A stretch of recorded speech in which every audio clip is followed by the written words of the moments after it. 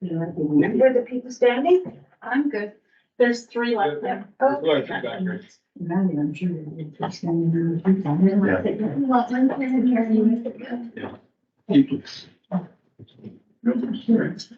did leave a message. I will leave you a message. So thank you, everybody, for coming tonight. I'd like to call the committee of the whole meeting of Tuesday, August 8th to order, respectfully acknowledging that this meeting is being held on the traditional territory of the Quagga people. So Gaelic-Kessa. May I have approval of the agenda as presented? Moved by Councillor Tidbury, seconded by Councillor Dugas. All in favor?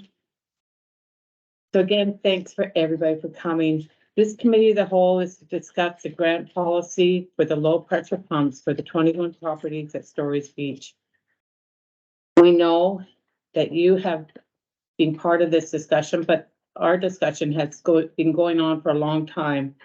And the council has been working hard to try and come up with a policy that will help out the residents, but as well not overburden the district staff or open the district up for legal repercussions from other residents. We, the council, understand the history of the pumps and also understand the residents' feelings who have pumps. That being said, the low pressure pumps will not be disappearing. So we as a council tried to come up with a compromise that we believe will stand the test of time. There have been a few comments made to council, either by email or by phone, that I would like to address. One is everyone in Port Hardy pays a fee to collect and treat the effluent. Thus, you're not being overcharged. The fee you're charged is the same as everyone else to treat and collect the effluent. But what we can do, so there's been different things that have come up, and CAO Nelson Smith will discuss some of the history and some of the things, and we'll go into the policy in more detail. But what we've tried to do with this policy is try and make it so it's unlikely to be changed by any future council. The reality is that it's not possible. For example, we as a council are currently looking at changing a policy that a former council put in place. A policy that other communities, not only in the North Island, but in the province follow. That being said, generally once a policy is put in place, unless there is a problem with the policy, it's rarely changed except to make it better. So with this policy that we're suggesting, it's to try and make it better for you. Try and make it so it will stand the test of time. Try and make it, unless the town goes totally broke, the town can afford to do it. So at that point, I'd like to turn it over to Heather Nelson Smith, our CAO, and then we'll open it up to the floor for questions and comments. Thank you very much, Mayor. First of all, because I didn't have an opportunity to tell everybody, we are recording this session and we do publish our meetings on our YouTube site as well. Just to let everybody's aware. I'll just move to the front so that my voice is projecting far enough. So prior to 2010, the Stories Beach area partially relied on septic tanks and tile fields for wastewater disposal. Issues with failing systems, negative environmental impacts, and property owners' concerns led to the desire to upgrade the existing sewage services. A Stantec report from 2006 proposed 2 options. Option 1 was a low-pressure sewer pump system, which was approximately about $825,000. That was what was proposed at that time. I believe it actually came in just over $1 million at the end of the day when it was all said and done. And option 2 was a costly gravity system, which was estimated somewhere around $3 million. So at that time, council elected to choose option number 1, which did involve that all the 41 properties would be required to have grinder pumps installed on the property in order to ensure that the wastewater made it to the force main in order for us to be able to access the service itself, take it out to the treatment plant.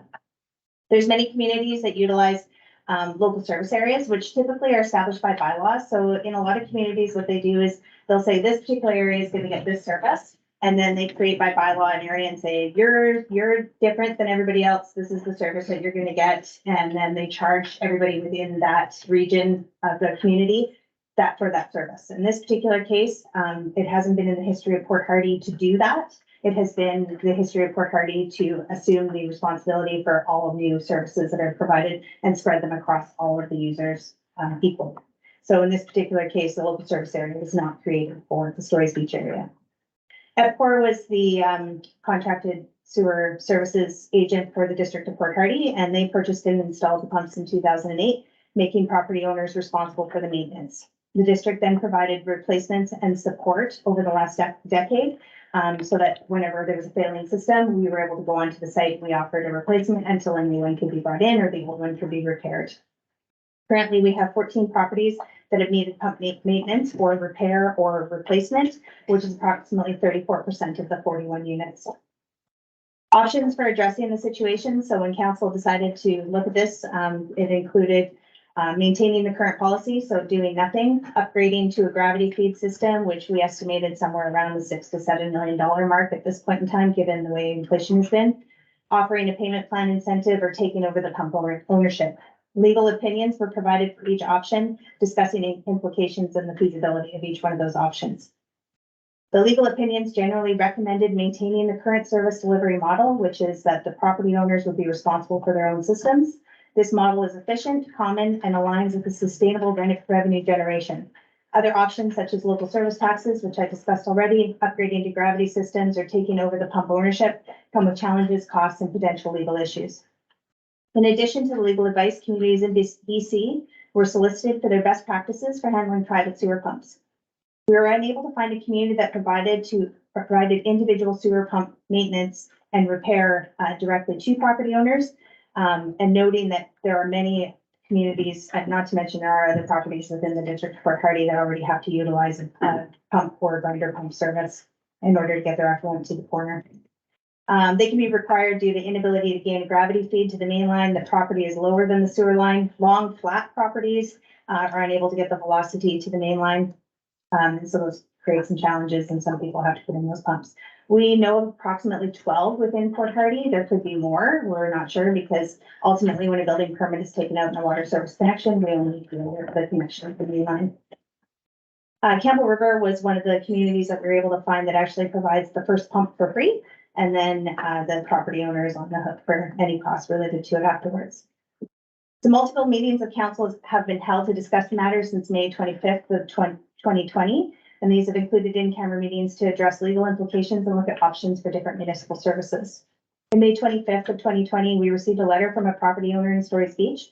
Council responded with measures in place are already there in order to assist with the current practices of the beach, and includes the assistance with pump removal, repair, and send off and a loaner. Between June 22nd and August of 2021, in-camera meetings were held to discuss options further. In September 9th of 2021, council reviewed a report from June at a committee of the whole, and a motion recommending that council take over the pumps at Stories Beach was defeated. On March 29th of 2022, a public meeting was held at the Civic Center with the residents of Stories Beach to gain their feedback. And on June 28th, decisions regarding alternative services moved back into camera. So from September 28th of 2022 to June the 6th, legal opinions and the review of the policy, which is currently in front of you, had been started, and the policy of the Stories Beach sewer pump and replacement was approved and moved for information under new business at the regular meeting of July 11th. Do they have questions on the history before I get into the policy? You're curious, you mentioned about the pumps and the other people's pumps they have. The user fees, are any of the other pumps charge user fees? Yeah. Yeah, what do you mean? They don't pay the user? They pay user fees, but they don't pay any additional user fees. So everybody pays the same based on your If residence. they didn't install the pump, would they have to pay user fees? Yes, because they would have to connect to our service. Well, I mean, if they chose not to. They wouldn't be able to choose not to. If there's a service line connection within the front of their property, it says specifically within our policy that you would have to connect to the sewer system. The only ones that don't connect to the sewer system at this point in time are the areas that aren't serviced by any individual sewer line, Jensen Cove being. So you're saying generally speaking that the legal opinions came back supporting the idea that you want to go with. So does that mean that there were legal opinions that actually recommended taking ownership of the pump in any way? No, in fact, I covered that off in here. Specifically, the legal opinion generally recommended maintaining the current service delivery model. where property owners are responsible for their own systems. This model is efficient, common, and aligns with sustainable revenue generation.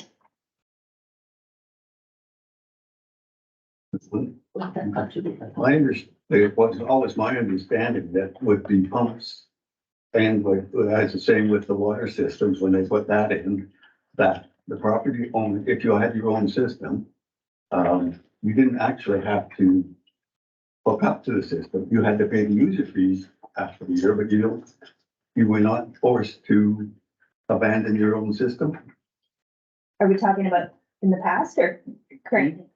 in the past, and that seems to have been the way, so that you pay, I mean, you force people to join up because they were not, didn't have any choice but to pay, so why wouldn't they? Mhm. Yeah, I can't speak to what happened in the past specifically with regards to that. I just know that our sewer services and our water services say that if you can connect, you will connect. You have to pay for Yes. it, but does it say you actually have to connect?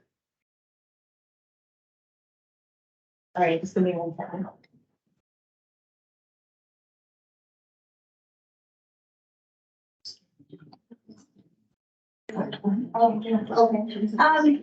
So it is parked in front of a Fortis side, beside a Fortis gate, and she can't get into her vehicle. Is there anybody parked right here? Do you know which vehicle it is? Mine. It's a black. Okay. I know, my car is- We'll hold up. Okay. We're not voting. We'll hold up. We'll wait. I'll be there at the first. You know what, you stay all night.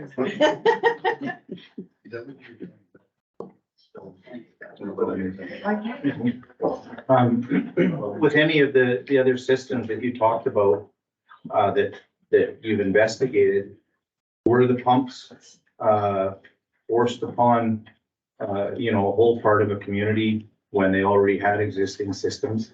Actually, I can speak to that. Oh, yeah, Sure. okay.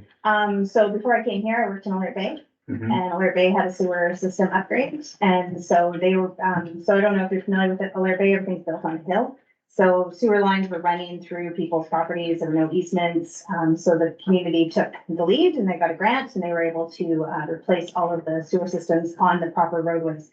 And at that time, council said, we're not going to put in easements, we're not gonna run the existing sewer services, so we're gonna have about 10 to 12 properties that are all gonna have to switch to a grinder pump in order to be compliant with the regulation.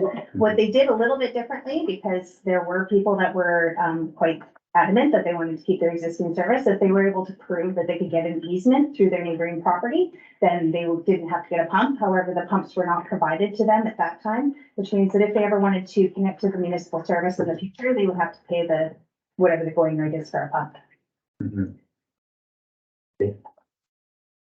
And once they took on the pumps, they were totally responsible for them and all the repairs. 100%. It seems, of course, that's why we're all here, is it seems very unfair that this whole thing can be forced upon this small community by the district and by EPCOR, and then everyone else in the whole town has their sewer system paid for, or their sewer off of their property paid for, and we're stuck paying for it because it was forced upon us, and it just doesn't seem right. We're second-class citizens. It's terrible. We all had functioning systems. There was a talk that there was pollution, but there was never any evidence. You don't have any documents here suggesting it. So, but that was what you told us. There was pollution. We had to get off that system. And we don't really fancy pollution either. But we then had to pay to remove our septic. And we had to pay to be there. And you put this thing in that is not reliable like a septic is. There were 20 years ago project. And now you tell us we have to pay for it. And it would be a huge expense to the council or to the city if you paid, but we worked out the cost. if you don't feature in legal fees, which don't necessarily come into anything, it's a totally minor cost. It's down less than $1 or whatever it costs the thing to you. So it truly seems abusive, And I can't comment on what happened in 2010, honestly, from the. but you're from the- telling us all about it. Just giving the history, so unfortunately, I can't take back what council did in 2010, and I don't think this council can take back what happened in 2010. Unfortunately, decisions get made, and we can't really know exactly everything that was going on at that point in time. But you told us these pumps would work for 10 or 15 years. And that is where you've really fallen down. You forced it into it and gave us a system that doesn't function. And I'm saying, oh, sorry, you have to pay for it. We're not a big group. We aren't going to get any bigger. We're not a new development. With new development, you make new plans because sometimes they aren't where you say things work. But we worked fine. And we could work fine. All we're asking is that you treat us like the rest of the world is treated in the city is treated. Especially since you basically just said that it was $3 million to put phosphate pumps in, and this only costs $1 million. So by downloading everything onto us, you've saved the district $2 million. But now, like $5,000 for each one of us every 10 years seems to be a lot of money. It doesn't seem like a lot of money that would have to be spent on us, really, in the long run. I'm not sure where you're getting the 1 million, 3 million. That's what Heather just said, that the original to go with the phosphate pumps would have been 3 million. Oh. And this one was budgeted at 825 or something, but came in over $1 million. Yeah, so it was about 3.2 million for a gravity feed system. But that being said, if we go back to one of the other statements that I made, it's possible that some people would have ended up having pump as well, based on length of service. So we have a lot of, we do have other individuals in town that have to have pumps because their property is either below grade. Is that new build flood? Would be new builds. Well, it shouldn't be buyer beware then, is like create a amendment to the community plan to just protect this area. Everyone else has the opportunity to investigate and see what they're gonna have to do for sewer and hookup services, because they haven't purchased. We all owned our houses. We didn't get a choice. So we're trying to make it, we understand the history. We can't go back in time, but we can try and make it so it's less financially hard on community members. And that's why we've come up with this grant proposal. And we can't afford, the town cannot afford to put a gravity feed out to the 41 pieces of property. We can't, We're not asking for that. We just want you to look after the pumps. Just to integrate them into the. well, if we took over looking after the pumps, we would have to hire more people. That would cost the district more money, which would end up costing the whole town more money because we'd have to raise the taxes. Why would you have to hire more people? You're already doing it. Are you not? Yeah. I No. mean, when my pump died 3 times, staff and municipal staff came out. Yeah, but not everybody calls municipal staff out. Well, who did you call? Ghostbusters. I mean, I never even knew there was an option, but I mean, that's who comes out. So you already got the staff to do it. I don't think you have to hire anyone else. And they're paid with our tax dollars, but you charge us for their Whether hours. they're sitting in the, So we treat them like service. depot which or is- working, still get paid. So I can just comment on that just a little Yeah. bit. So what would end up happening is we have approximately 34% of the people are, we assume about 22% of the 34% are calling us. So calling the district. Not everybody phones the district when they have a problem with their pump. They phone plumbers. In fact, when we first sent out letters back in 2022, we actually received calls from people saying, don't send us letters. We don't phone you. So we're not going to sign the agreements to come onto our property because we phone a plumber whenever we have a problem. So there's people that we don't know about, that we don't have any idea how much they are paying or if they are paying for any of their services. And then we have people that we do know about. And then if we were to take on the repairs and maintenance of that, then we also then have to go on and actually maintain that service. So then we have to go onto the property. So it's not just whenever there's a problem, we want to make sure that we're doing some preventative maintenance in order to make sure that these dealt with, which of course costs more money. And right now we're sitting at staff and I realize that, you know, they are coming right now, but we're paying overtime for the most part for those staff to come out. We're already strained in order to provide the service that we currently have. And so in order for us to be able to do that, we would have to look at logistically what that would look like. And then how do we deliver that service delivery? So in one of the legal opinions, and you would have seen it last year when I sent the letter out, which detailed all the different legal opinions, is the issue of, now I just gotta get my train of thought back there for a second, so. Help me out where I was going. I'm not sure. That's okay. So were you talking about a legal opinion that would have seen? So earlier I thought you were saying there wasn't the opinion that we all got on the options 1, 2, 3, and 4. Was that a legal, that was a legal opinion, was it not? Is that what you're referring to? So the staff report that was provided had seven, Was that seven a staff options, report, not a, which had the legal implications that were included in that. So there okay, was so is that what you're referring to? That is exactly what I'm. So does that help you get back to where you're, okay, so you're referring to that staff report with all the options? Yes, So, yes. and that we would have seen, is that where you were heading? Yes, so everybody would have received that. And so one of the options was, the other issue is having to go onto the property on a regular basis in order to make sure that they're maintained. Frequency of calls would definitely be increased because most people don't want to incur costs, so they don't phone us if they have a problem right away. If we were taking over that service, we'd definitely be getting a lot more phone calls. Why wouldn't they phone you if they had trouble with their pump? Because they're getting a cheaper service by getting a plumber or? I don't know if they're getting a cheaper That's service. flabbergasted me. Anybody here have called the plumber or if they've had a problem? I call all of the above, Boris, the plumber, the district, whatever I have to do to solve the problem. It can be quite expensive. Because it's pretty immediate, the problem. Yes. So what I can say is in Alert Bay, when we took over when we added in the pump system, they had to phone a plumber. They couldn't phone us to deal with their pump system. So we didn't have any kind of agreement that was for the properties and things like that. I know in Head Creek, Head Creek, they have pump systems, they have to phone a plumber. They can't phone each other.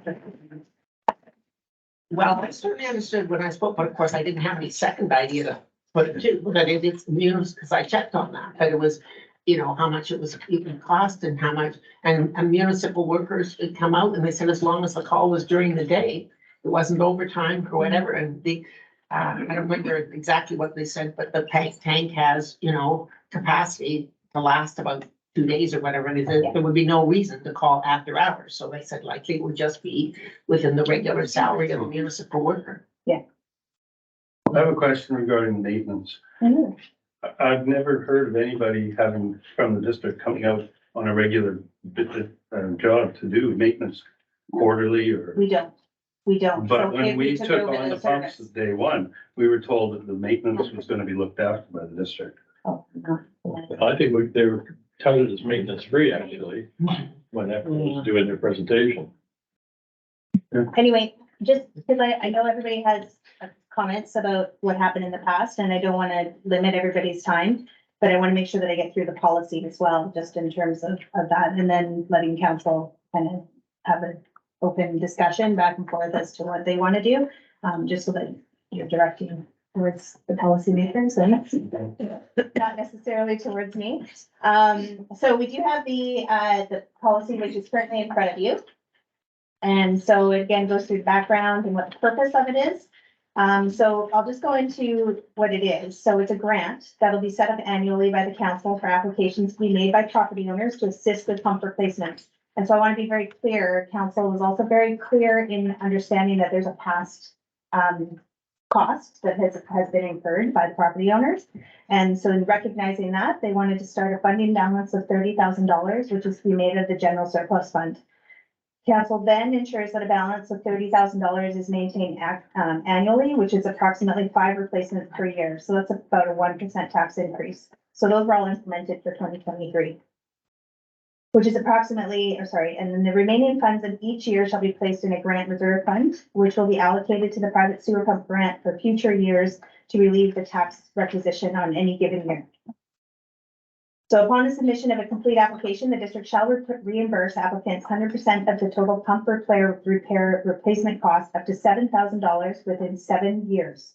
Where there are more applications than funding, and this is the one that was amended at the last meeting, but hasn't been fully voted on together, council will be notified and review the funding request and may add additional funds to the account or defer applications to a future year.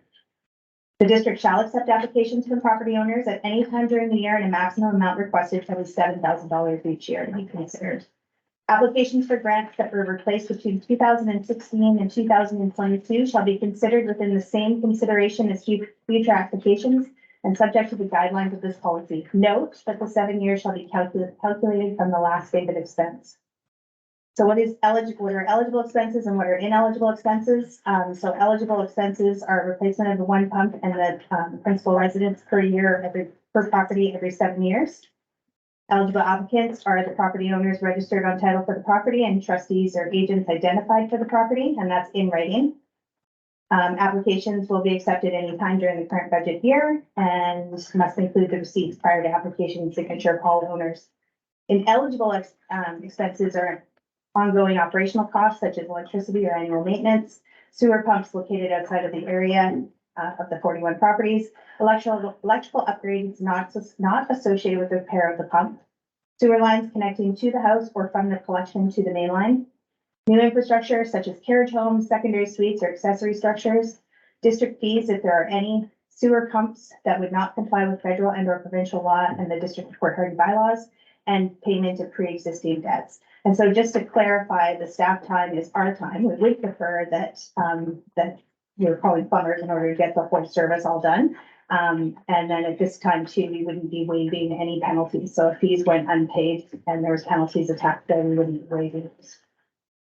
And then in terms of the district's assistance, one of the things we have made a bit of an amendment to is the actual low pressure sewer pump usage agreement, which would say that we would loan you a pump for 60 days at no charge, and then a monthly fee of $100 shall be charged to the owner after that. And then the agreement does specify that the owner is agreeing that the loaner pump will be run to the manufacturer's specifications, and any fees associated with the repair or replacement of the pump should be, should it be misused by the owner, will be the responsibility of the owner. So question, when you talk about the pump, can we pick our own pump? Sure. And apply for this grant? Yes, Because there is better pumps on the market.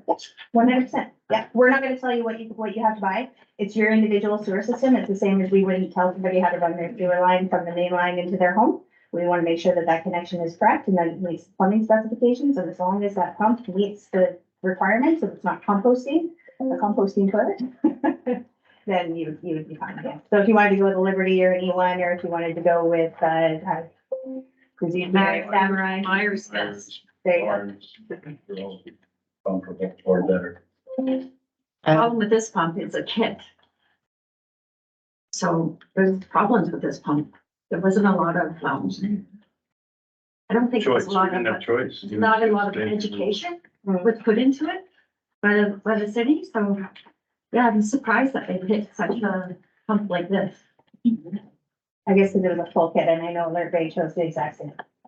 Adam back there has a question. Just on the 7-year window for that. Where did council go for that?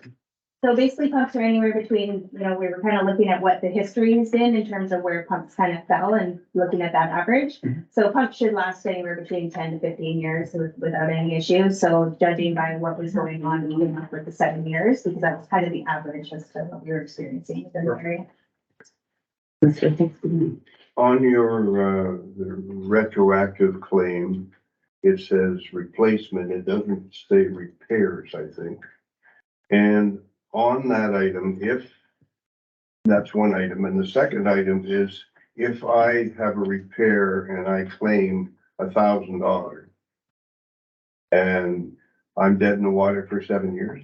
No, it's up to 7,000. So let's say you have, today you have $1,000 that you were charged. You claim that $1,000. We're gonna keep track of when you claimed based on that receipt. And then let's say next year you have $2,000, or next year you decide to replace the whole pump because that repair didn't. Doesn't say that. So it's up to a maximum of $7,000 per 7 years. So you can apply once a year.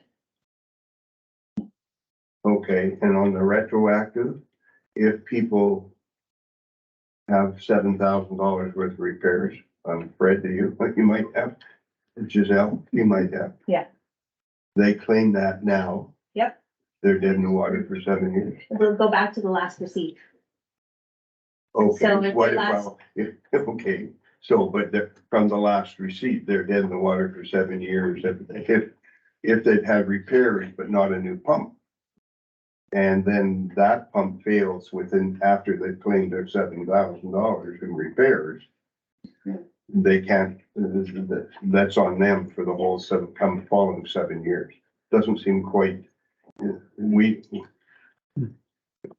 don't have any control over what the pump does. So I think there's a few holes in the policy and some clarification. I think we're not fully, got the detail in what ifs. Yeah. Maybe someone there knows, what's the typical warranty that these pumps offer? 2 years. Just 2 years? Thank you. 20,000 lucky. Whichever comes first. Yeah.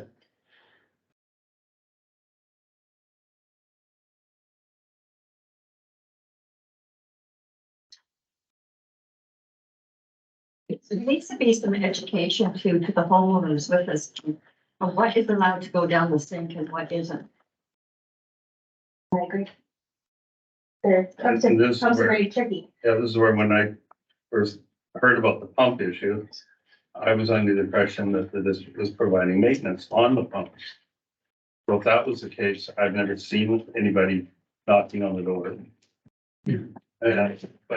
But I do know I have some experience in plumbing. I know sort of what not to put down, so touch wood, we've been okay. But These things suck. But from the horror stories I've heard, yeah, and I'm concerned about maintenance. Like, when you say maintenance, what does that mean? So I'll go back. We would only be providing maintenance if we took over the ownership of the pump. That was the reference to maintenance. The only maintenance that we provide is if you call us and to take it out. And then we lift it out and we send it to where it needs to go to be repaired at your cost. If it's impact our property taxes Right now? in the future, Yes, so currently there was a 1% tax increase that was added to this year in order to fund the sewer plant. That's to everybody in Port Hardy. 30,000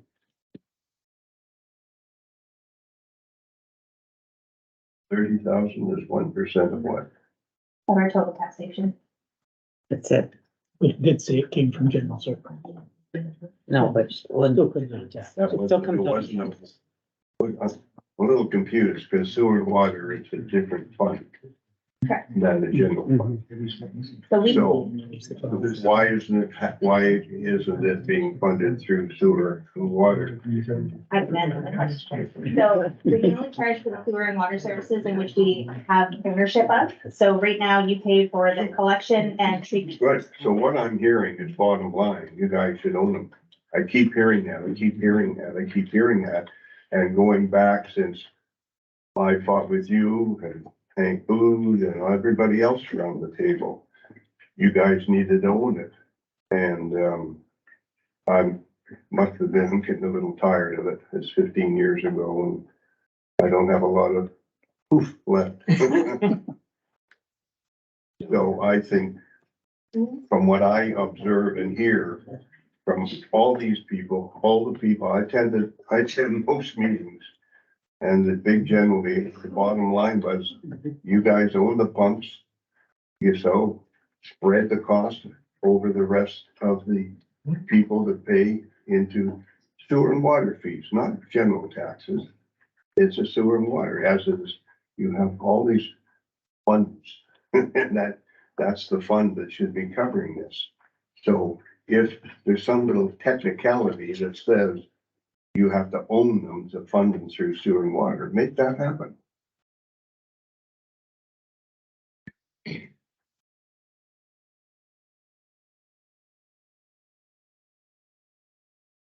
So my stance has always been that it has to be fair to everybody in Port Hardy. So there's other people in Port Hardy that have pumps and they don't get any service like what you get right now. And they will not get this grant policy offered to them either.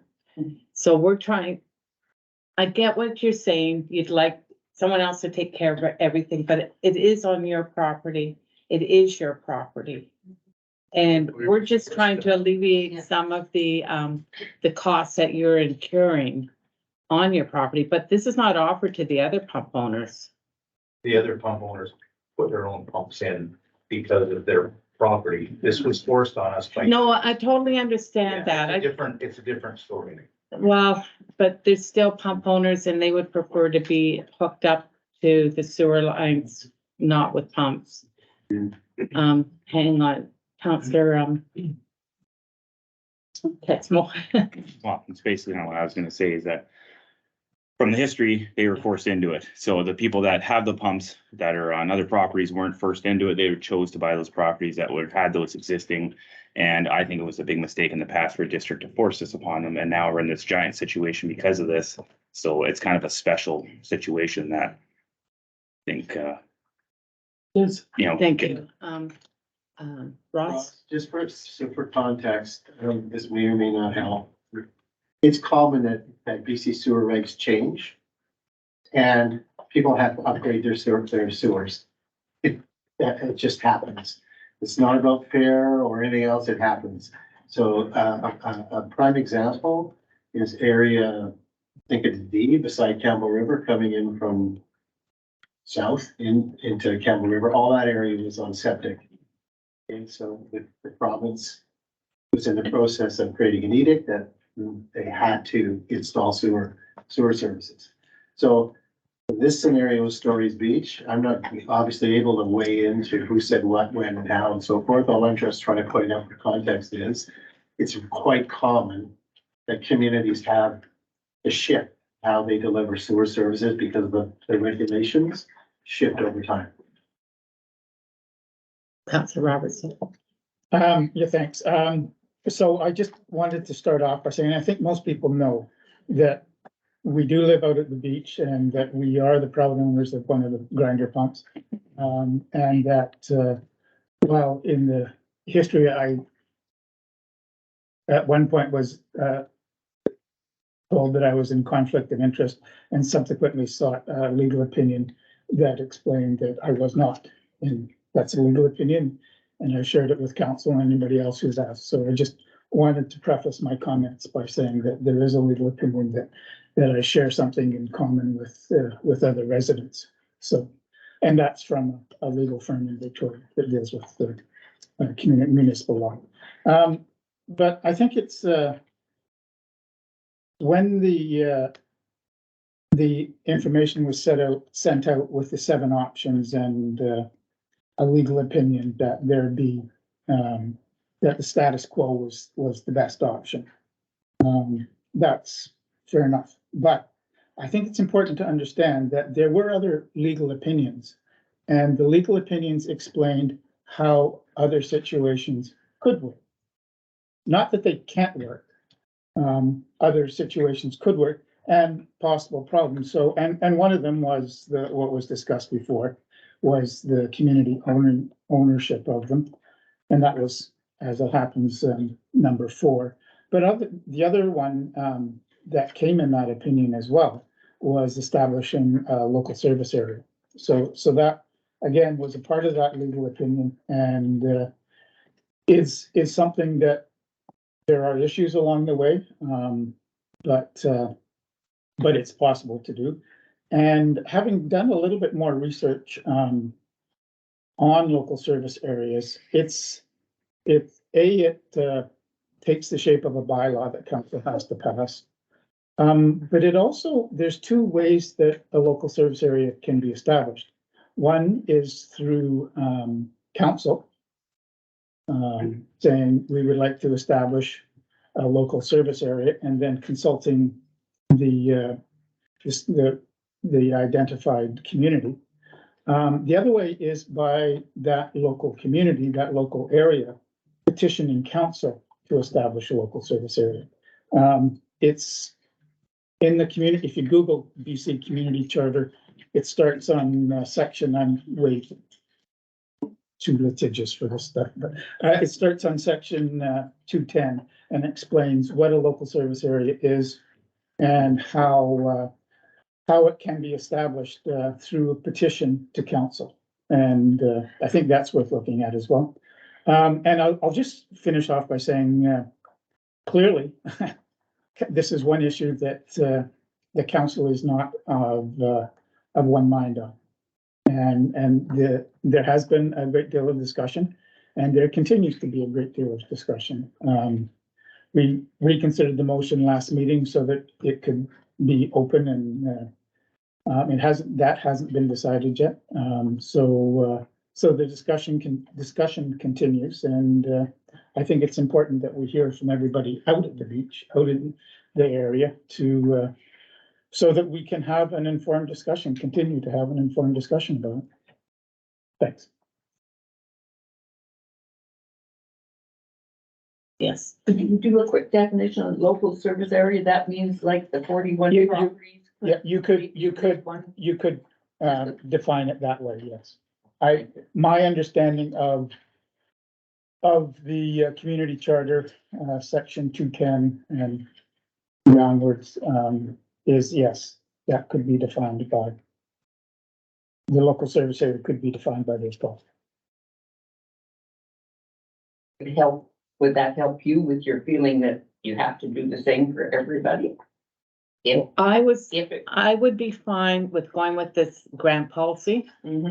And I would be fine if there was some words that need to be changed on it, to go forward with changing some of the words to make it clearer. A local service area, I don't know enough about it, but I don't know if that definitely would make it cheaper for you or less expensive, because the local service area, in my way of thinking, you would have, then there would definitely be a difference in what you pay for your taxes versus what everyone else in the area pays for their taxes. So if you go, that's just my gut feeling. There was part of it, the first line of the local service area is that the cost would be that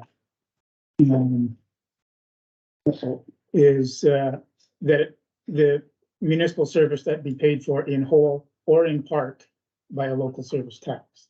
So it could be all together, which would be excessive, or it could be a part there. Yeah, so it might be a good thing, but my gut feeling, it would not be. Things complicated. It would make it complicated. I know people have said that this has been going on way too long. I kind of agree with you. But if that's the route you want to go, then the council can easily back off doing this policy. And just leave it, and you can do your local service area and we'll have it status quo.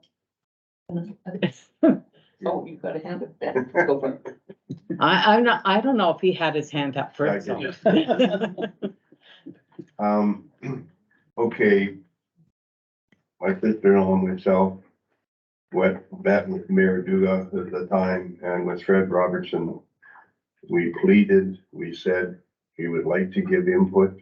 This is a couple of years ago. And we never were called upon, we were never asked for anything. Then we had a lovely big meeting where you got input. So then all of a sudden you went in camera.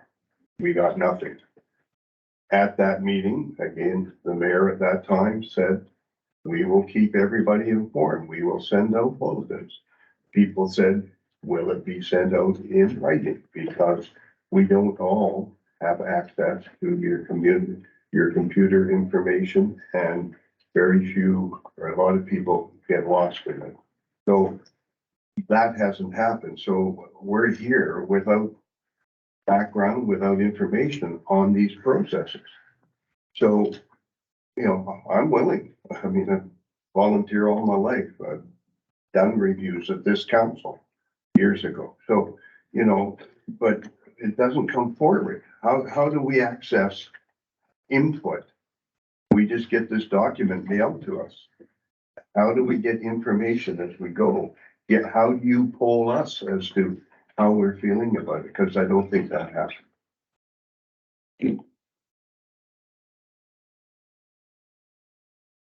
Is there an answer?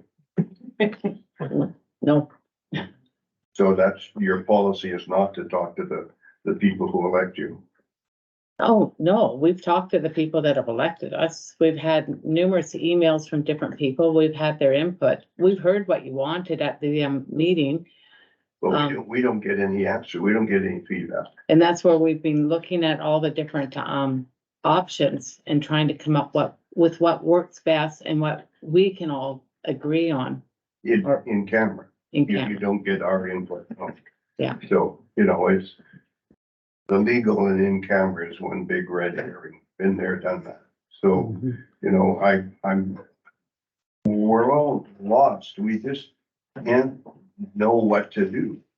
And you know, after the last meeting, when you put it on the table, John said to me outside, Alan, I can talk to you again. I've known John forever. And we have an open relationship and we do that stuff. And we've had lots of input, but here we're just all dead end. We're just getting nothing and we're not having any input. So, you know, I'm rambling here, so I'll stop, but So I guess this is the time we're starting to try and have more input, have more dialogue. And if you're not happy with the policy, like I said, then we can bring it up again. Say, one of the things that I've heard, and I've talked to an awful lot of homeowners, and the big thing that I'm concerned with is I think there's some good things in the grant policy. It's the details and the fuzziness when I talk to people, how I get different answers when, like Alan is saying, like, we don't really have, you know, the heading, whatever, and then an explanation sort of what something means. And often when you ask three people, you get three different answers. But the big underlying problem for me is none of that. Even before that, my understanding of a policy is that it can be changed so easily. As we saw when there was a vote brought up last meeting when we were here on the 11th, it was a bit of dialogue, 10 minutes or so checking things, and it was changed. And honestly, I am so sick of dealing with this. I would like something that I would like to know that it's permanent. What can you, I asked Heather in an email, is there any strategies or something that you do to make this, if we agree to it and get into the nitty gritty, more permanent? Basically, what I understood she said is not really.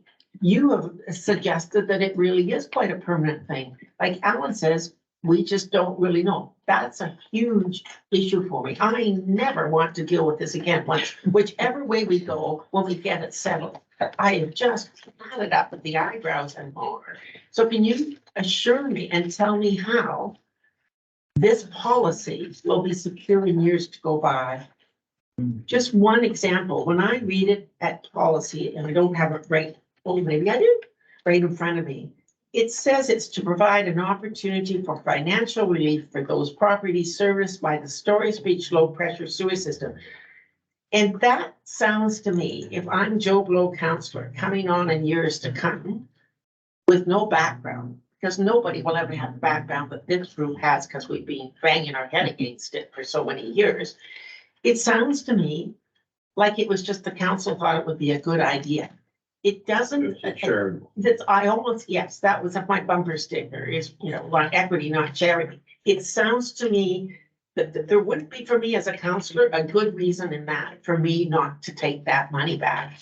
It doesn't say, and I'm making this up and winging it here, but it doesn't say to provide equity to an original group of, you know, the district of Port Hardy who were, you know, we're forced to take the sewer pumps at no decision of their own, or something that makes it seem like it's an important thing.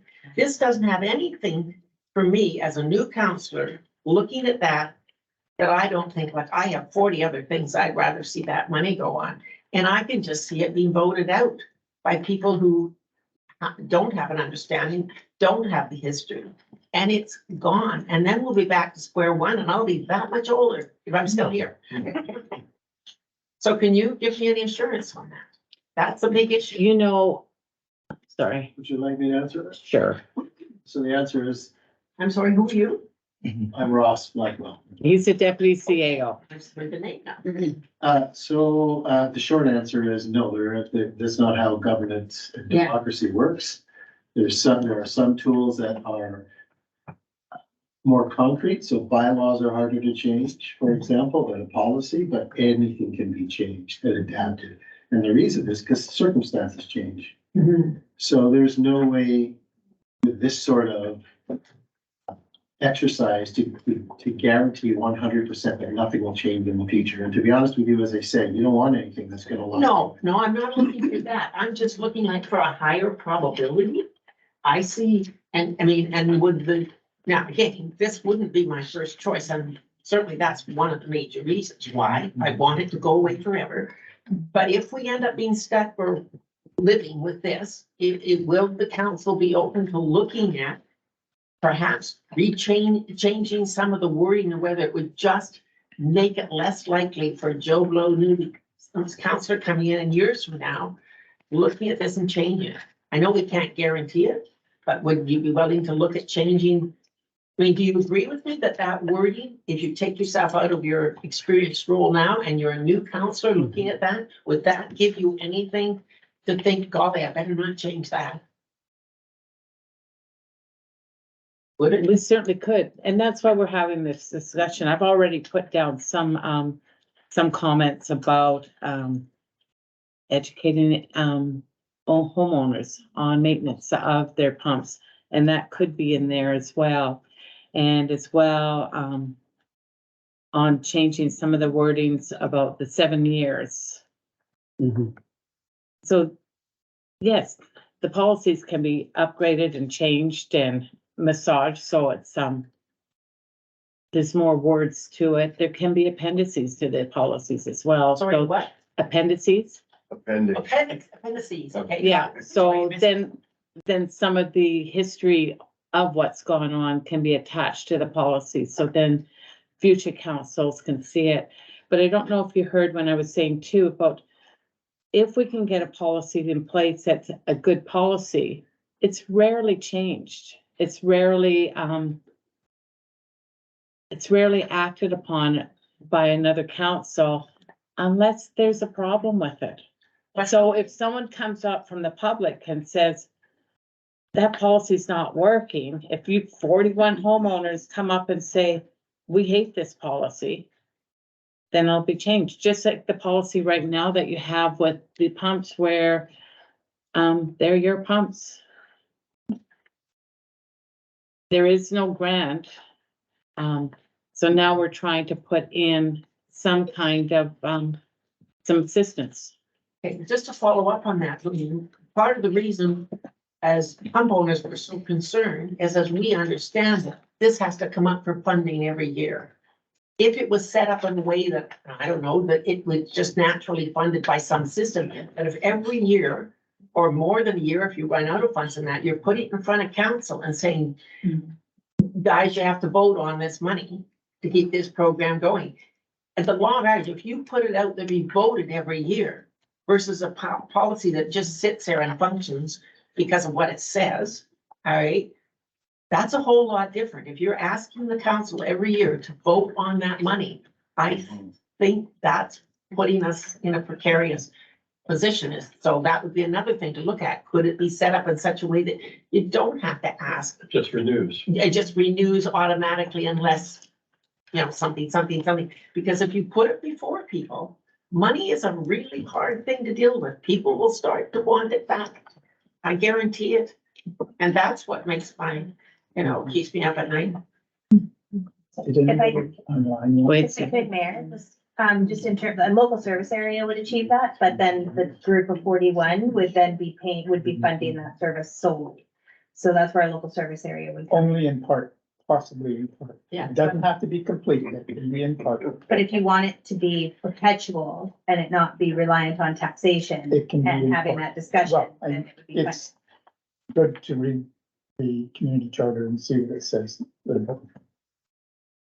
Would it be possible to have a definite statement as to why you? oh, excuse me for a second. Can you turn off your cell phone? I did turn it off. Didn't work. It didn't work. Thank you. Why council will not take ownership of the pumps? Period. Just a simple statement. Why? Because I've heard various reasons. And one, of course, that was promoted quite heavily is that people coming on, if you owned it, you still had to come on the property and that would create some liability and everything for you. Well, I have a propane tank that I rent. The propane guy comes and fills that tank quite regularly. He drives his big truck up on that. And he fills it and I use the propane and I pay him for the propane. So I'm paying you for service.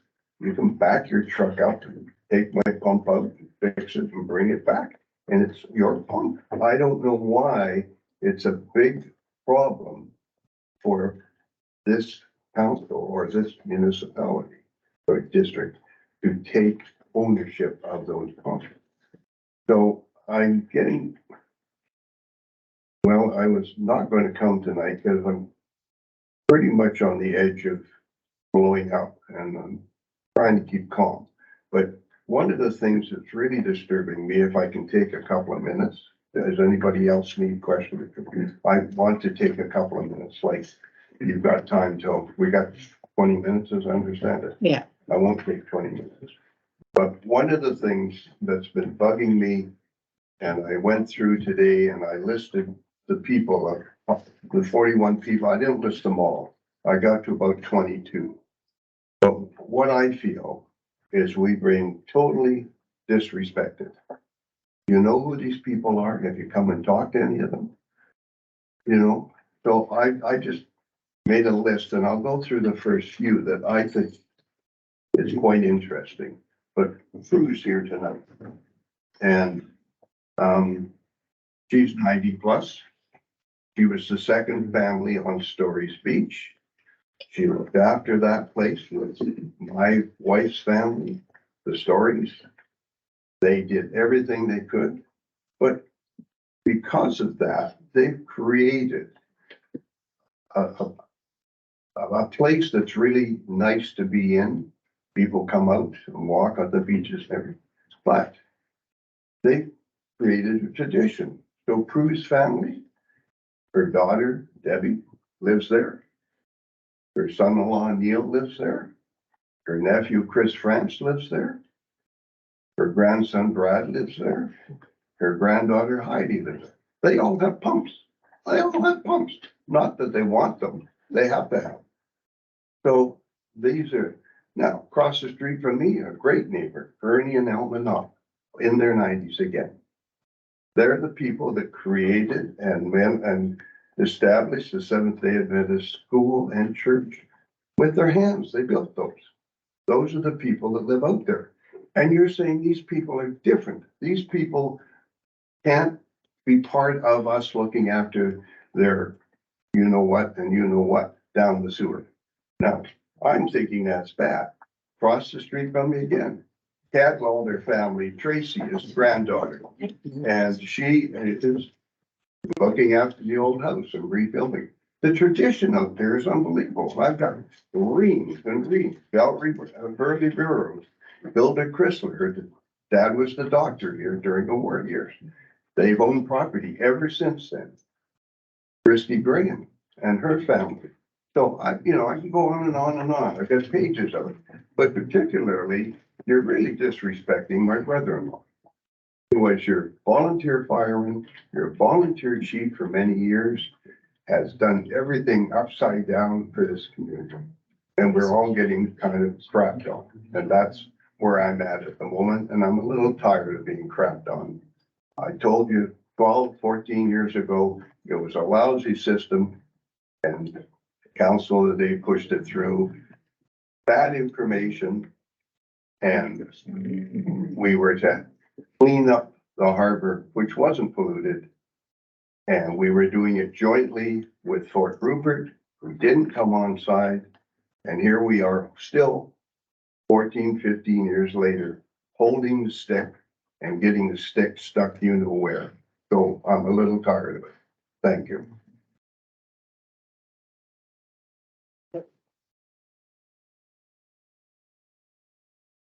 Thank you, Christy. Chair.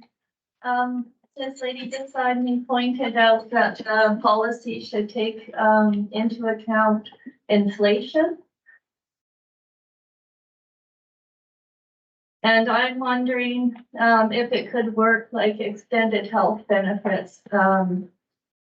So for example, your allocated amount within so many years for a prescription pair of glasses.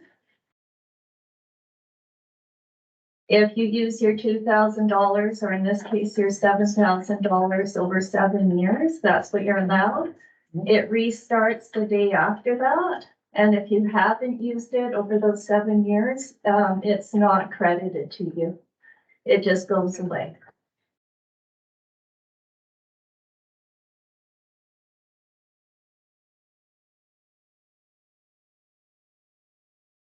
Somebody else that has questions, I don't know if they can do anything. I'm not sure I understood that, actually. So if we're allotted $7,000 per homeowner over 7 years, we can use that. At the end of that 7 years, we're allowed to start again and use that money. Yeah. The way that I thought it was explained is that at the final date that we spent our money, that then we might not be able to spend anything for say 3 more years and then it would restart. Is that how it works, or does it work? Like No. $7,000, you can spend it over the course of 7 years. The day after the 7 years is up, you can start spending again? Yeah. Okay, and so that's good. And then the other thing is, what if a number of us apply for the policy in 1 year? Is that amount carried over? So if 7 of us times $7,000, spend $49,000 this year, and there's only 30,000. Does the 19,000 get carried over to the following year and we're reimbursed the following year, or? Well, we're starting with 60,000 actually, Okay, because we want to take in, this was our plan, to take into effect some of the past expenses that have been incurred by people, and then go from there.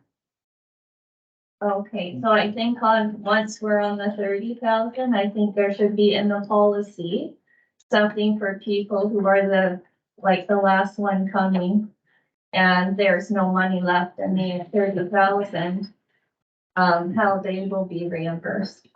Yeah, and we didn't put that, and that was one of the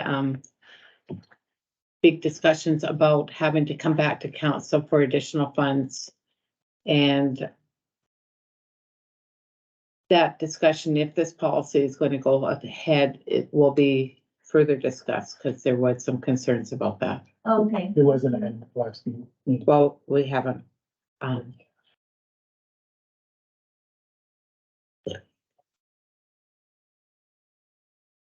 Is anyone on camera that would like to ask a question or make a statement?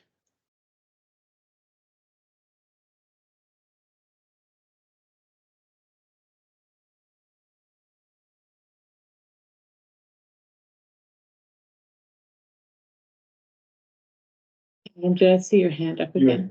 No. Any other comment? Oh, there you go. Got a Oh, minute. someone does. Can Courtney? I ask a question? So I just have a question regarding this number 7 that we keep coming back to, like the amount of grants that will be available each year. So is there going to be anything taken into consideration for people out of those 41 houses? I can name 4 of us who are on EI right now and are on mat leave. Will that play a part in it? Because I know if my pump goes this year, that's a lot of money, and we're down on income. So does that play a role at all? No. Okay. No. It just is whoever's on title. You don't have to qualify financially for it one way or the other. You don't have to prove, you don't have to prove need. Is that what you The way mean, the policy- Courtney, proving need? Well, yes and no. Like, I mean, so if the amount of people that can get one pump 1 year, like the money's gone, the grants have been given, and then something happens to our pump, what do we do? And I might have missed that because there is a screaming infant and they're running around, but I apologize if that's been covered. But I just keep coming back to the fact that, you know, if our pump goes, or one of those other 4 families, or there might even be more, but, you know, if something happens and we are not able to pay for a pump, what do we do? So then you talk to your father-in-law. No, that, I'm making a joke about that. Who will attempt to talk to council. Yeah. Actually, Courtney brings up a really good point. She does, and I'm not And making so light that's of it. clarified on the policy. So I'd like to see that changed if you're gonna do any changes. Yeah, Because I don't want to be the 8th person or the 10th person that loses our pump and then there's no money in the kitty for us. So Courtney makes up a very good point. She does, yeah. Quick question, and I think clarification on that point. For the way that it's described now, if my pump goes, I pay for it and then I can apply with my receipts for that. Correct? I'm not applying to the district to pay for the replacement of my pump That's correct. as work is being done.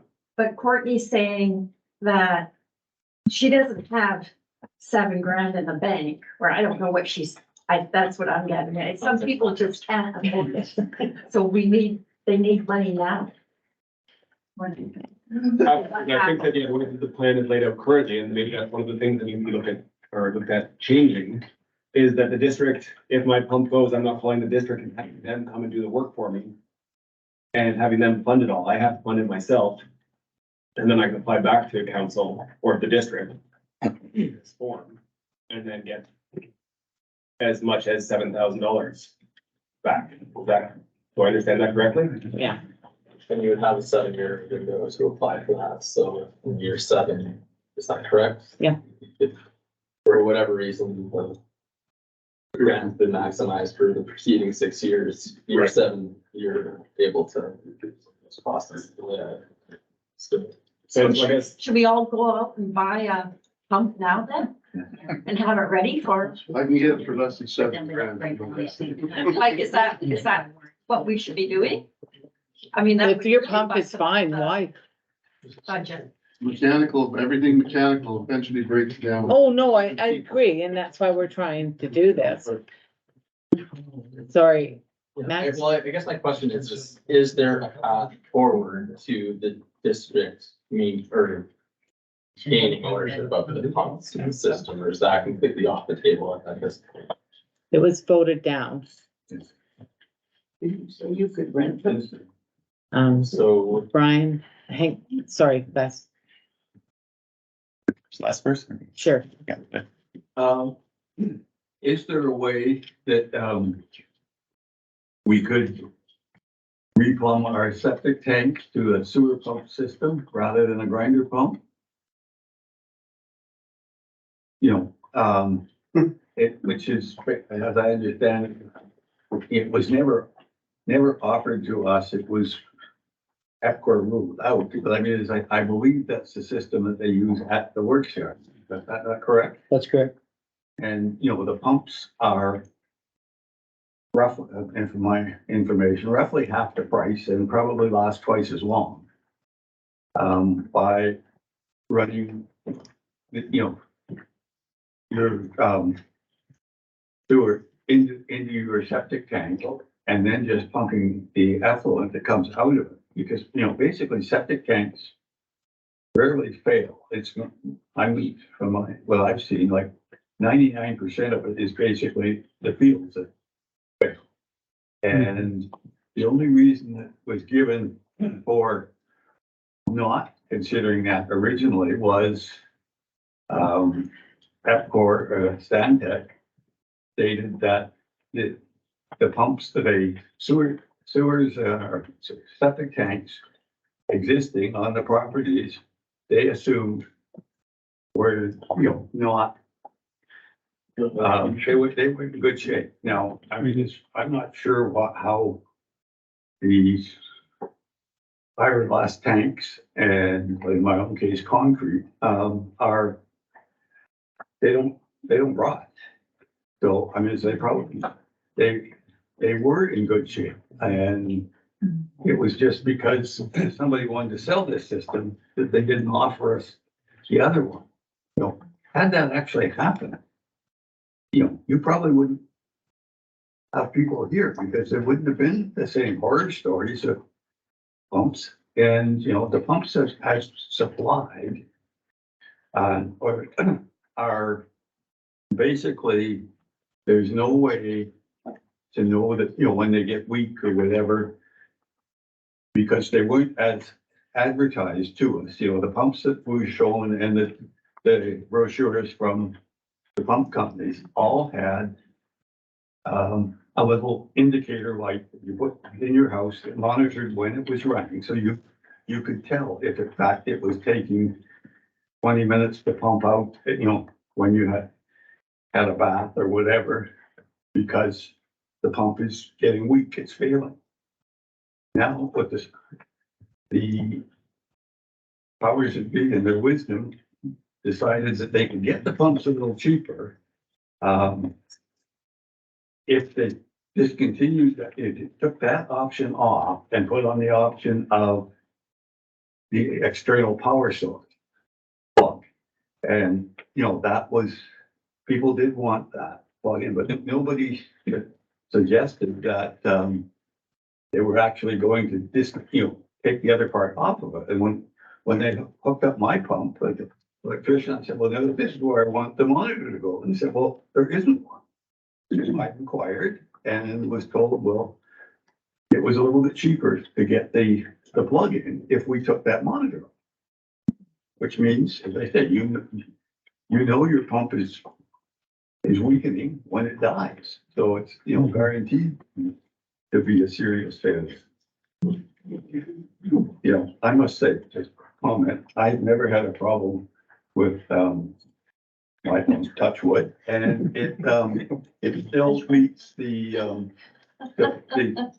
timing parameters that came with specs. I mean, when you got the pump, there's a manual that tells you that how to test it. You turn off the power to the pump and run your tap until it comes up to the alarm level.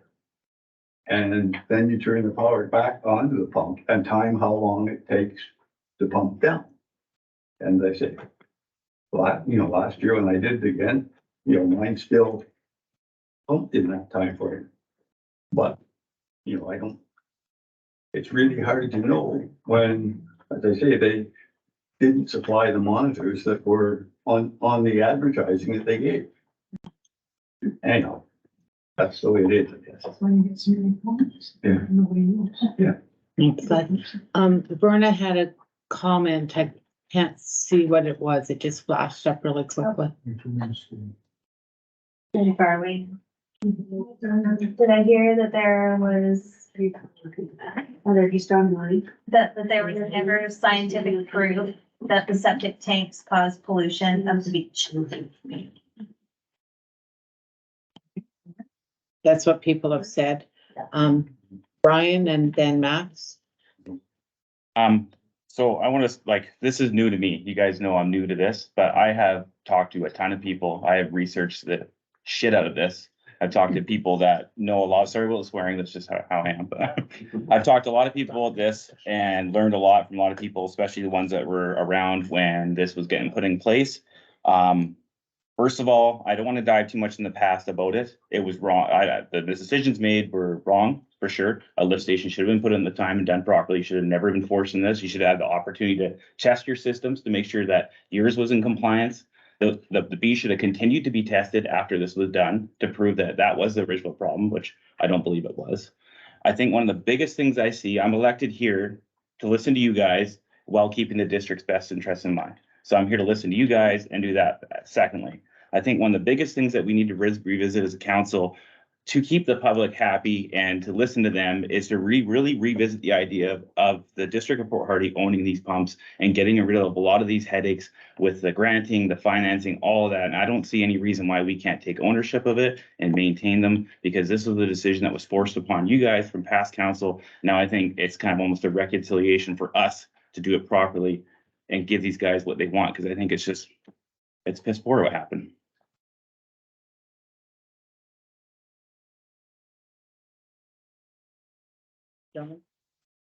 And as you know, I'm of the same opinion what Brian says, and I stated that right from square one. I think the district should own those pumps. And, I'm very sorry about the phone going off. It's my other hat that I wear for the fire department, so you can see the number of calls that they get in just a short period of time. So why does what made the city not own the pumps? I don't know this history. It was a decision that was brought down from the staff, report given to council, who had to make a decision at the time. So And I think too, to be fair to the staff and to the council at that time, that is the norm. The norm is that the towns do not own the pumps on the property. but it's my understanding, it's the norm if it's a choice, but for us, it was not a choice. It's not the norm for anyone to have that choice. It is, you were just saying that some houses in Port Hardy have chosen to do a pump. They had to do it because it's where their property are. They could not connect. A grinder pump? They've got different types So of.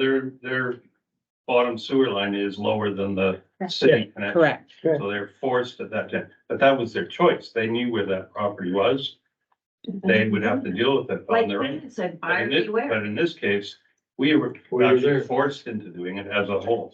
Well, I can tell you there's some new property owners that bought their property and were forced to put pumps in, and they didn't know they were gonna have to put pumps in when they bought their property. No, it should have learned. It's a realtor problem. But it was the developer and the district for not doing their homework.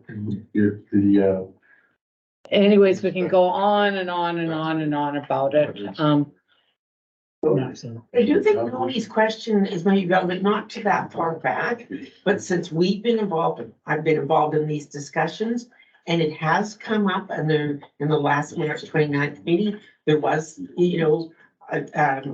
the suggestion by Dennis earlier at a different meeting, and I followed up on figures of how much it would cost to take on the fees through the utility bill.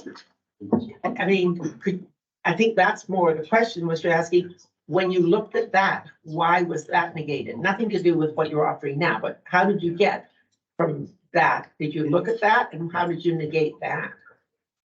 What do you mean? You talking about your email that was The sent? prospect of taking on, just sort of like Brian is talking about, taking on the ownership of our pumps, looking after them and finding the money for that out of the service fee that we pay, everybody pays, spreading it over the whole 1,700 that pay that service fee. And getting the money there, so it would be cost neutral to the city. And that's never really been addressed, and that's what I thought Moni was asking. Well, and also the education, there was zero education for us, because we were here when we had to put those pumps in. And that's what surprises me, and I'm from a family of over 100 years of plumbers and big companies, etc. And one of the plumbers in the family says, the reason my pump keeps going is because I fill up my bathtub every week, right to the top, wasting a ton of water, and I flush it through. So there's zero education from anybody on how these pumps can be maintained by us as homeowners. Thanks, Max, and then, Yeah, sorry. thanks for this consideration. I'm just kind of continuing on the question I asked previously. Pat, you mentioned that the council had voted down the district gaining ownership of the pumps or taking ownership. And was curious if that was with considering, like, in the term about like the local 41, like local by area. Apologies for not knowing the proper terminology for that. We've been talking about it numerous times today. There'd be essentially an increase in tax for the local residents that have the pump, correct? Yeah. The local service area.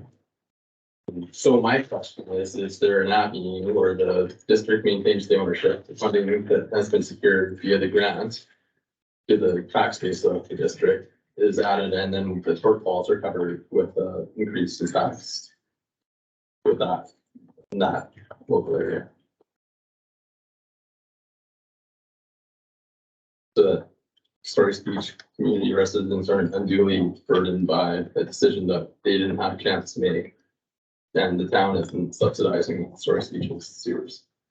Sewer systems. Okay, that's a possibility. But whether you'd want an increase in tax in a local surface area, you cover that too. Yeah, so that you would have to have 41 properties agreeing to that. 50%. Or The 41 properties shouldn't be paying the difference. The district forced this system on us and we had no choice. And, you know, I can't believe that there's even a discussion about fairness for other people. You know, it's crazy. There's no one here that would not like their system hooked up, their property hooked up to a sewer system that worked.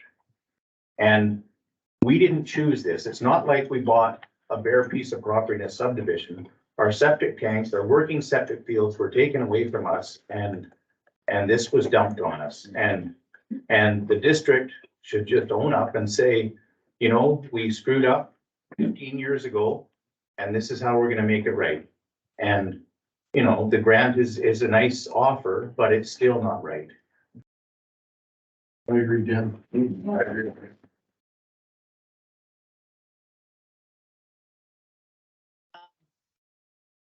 yeah, she had her hand up first and then. I'm just wondering, like, to revisit what Brian was saying, if it was voted down in council to take ownership of the systems, it was obviously for reasons. Is there a way that we can, as homeowners, address some of those reasons and the liability issues and things like that, and go forward with a plan that works for us and for the district? It's like, what can we address as the homeowners that can make it a plan more amenable to the district? We're gonna have to take it to, back to council and talk about it and see, because it's obvious that you're not in agreement with the grant. And, we'll have to, go back to discussion. I'm sorry, Adam first, and then we have another meeting starting very shortly. We haven't had anything to eat, so we're going to have to call this at 6:30.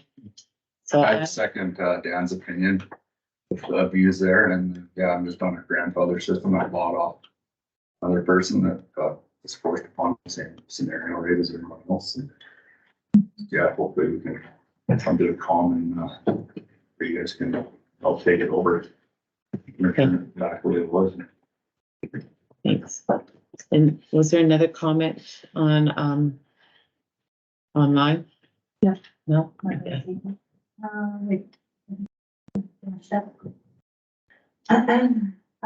It says, it seems that some of the process was followed.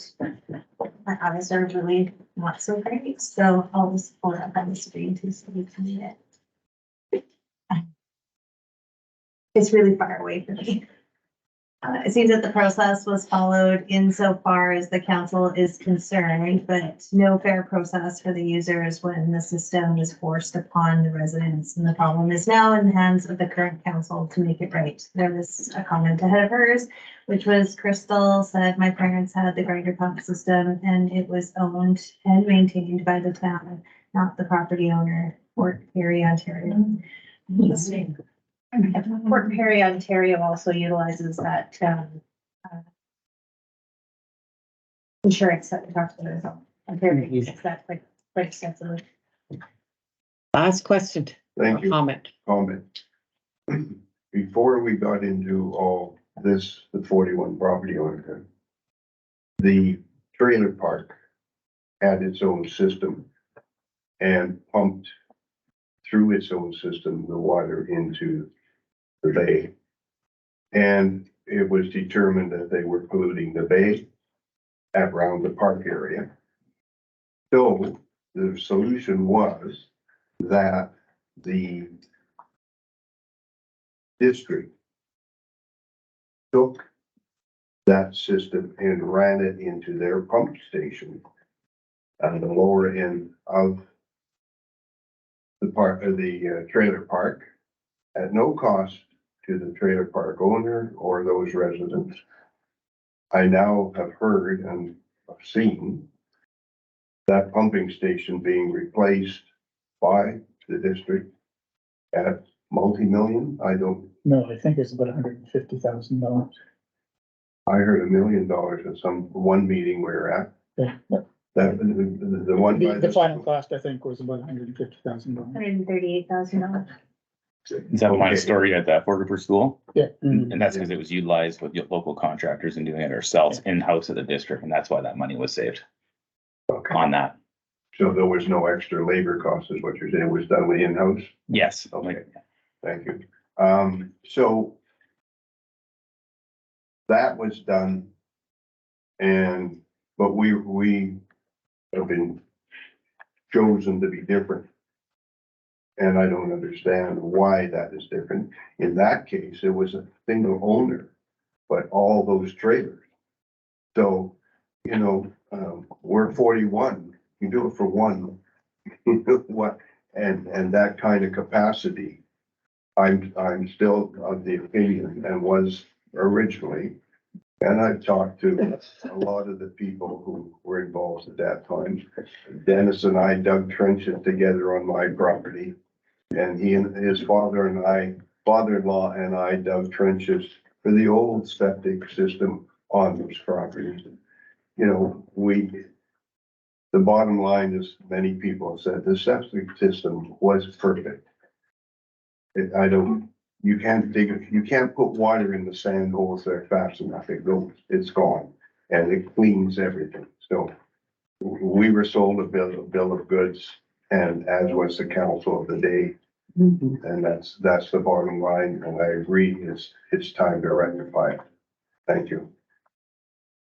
Thank you very much, Scott. Does anyone else have any other comments or questions? I think. This may be a silly question, but is the council able to vote on anything like this at the moment? No. Is there no. You can discuss it and lots to discuss.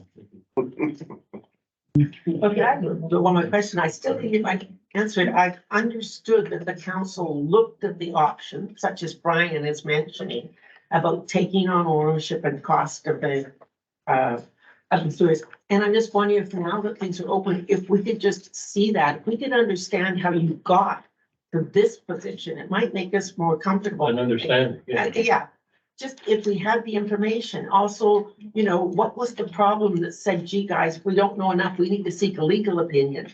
Nobody's ever been able to tell me that. It's not that they're reluctant to tell me. Nobody's been able to tell me. What was the problem? What was the question asked? We don't know. Apparently, we can't see the legal opinion, which is, you know, unless you vote us that we can see it, and that's another option. But I just don't even know what the problem was that got us there. And I don't know, when the council put all their options in front of them, and from that March the 29th meeting, we all thought that you were looking at how to take over the cost of the sewer. That's what you wanted us to. But yes, right? so we want to know when you looked at it and said, that's not gonna fly, guys. What did you look at? We just want to know how you got here. Maybe we come along with you. We don't know how you got from A to B. I think that's a lot of confusion, is we're totally confused. There's lots of things in here we don't understand. So at this point. Yeah. So that would be nice, just information. Can I just ask one quick question? Yeah. And just super quick, to Heather, because I'm super new. And I got a question for you. When we decide to take this and discuss it, and we go discuss, about, possibility of district taking ownership of these pumps, are we able to have the public involved and they can see kind of every step of the way of what makes it difficult, what doesn't make it difficult, what it'll do to people's taxations, everything. So it's super open for everyone to totally understand, because I see a lot of communication, they don't know what's going on, but if we can have that kind of open dialogue, is that possible? Yeah, absolutely. But I also wanted to just point out that September 9th meeting is when that resolution is put forward and defeated to take over the pumps. Yeah. That recording was provided to everybody in the letter that was sent out 18 months ago that invited you to the March 29th meeting. So there is it was in public.